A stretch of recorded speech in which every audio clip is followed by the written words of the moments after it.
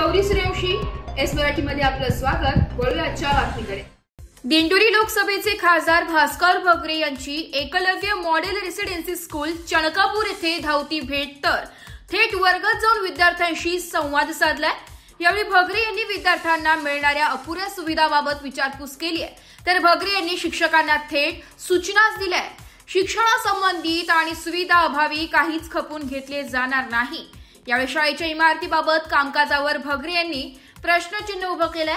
संबंधित ठेकेदाराला देखील खडे बोल सुनावले। इमारतीच्या कामाचा दर्जा जर चांगला नसेल तर बिल मिळणार नाही असा इशाराच यावेळी खासदार यांनी दिलाय। तर चणकापूरचे माजी सरपंच ज्ञानदेव पवार यांनी विविध मागण्यांचे पत्र भगरे यांना देत स्थानिक विद्यार्थ्यांना 10% प्राधान्य देण्यात यावे अशा आशयाचे पत्र दिले। यावेळी राष्ट्रवादी शरद पवार गटाचे कळवण तालुकाध्यक्ष संतोष देशमुख, शिवसेना तालुका प्रमुख अंबादास जाधव, काँग्रेस महिला अध्यक्षा शीतल महाजन, शेखर बापू, ज्ञानदेव पवार सह परिसरातील शेतकरी बांधव मोठ्या संख्येने उपस्थित होते। ते बेनिफिट मिळायला पाहिजे।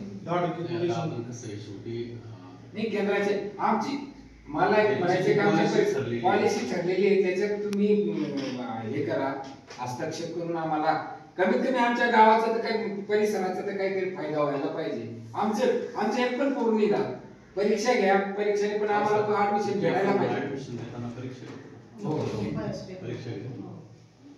आमच्या परिसरातल्या ना, जसं आपण आश्रम शाळेमध्ये 5 मुले 5 मुलं प्रत्येक वर्गाला घेतात निवासी, तसं आम्हाला कायद्या अंतर्गत आम्हाला 10% तरी।